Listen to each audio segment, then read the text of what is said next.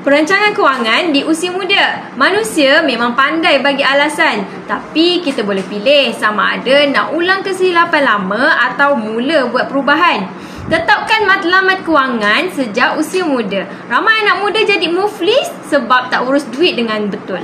Antara puncanya, bila ada duit, keinginan kita makin bertambah. Gaji naik tapi hutang sama naik. Belanja pun ikut gaya orang lain, bukan ikut kemampuan diri kita sendiri. Apa yang patut dibuat? Pertama, belajar kawal nafsu dan emosi. Jangan terikut-ikut gaya hidup orang lain.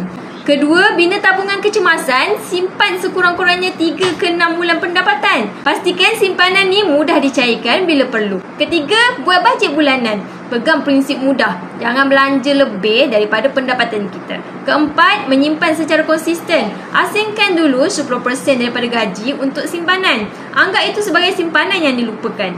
Kalau susah nak simpan duit sebab cepat habis, boleh cuba simpan dalam bentuk emas. Emas bantu elak kebocoran belanja. Nilainya lebih stabil dalam jangka masa yang panjang.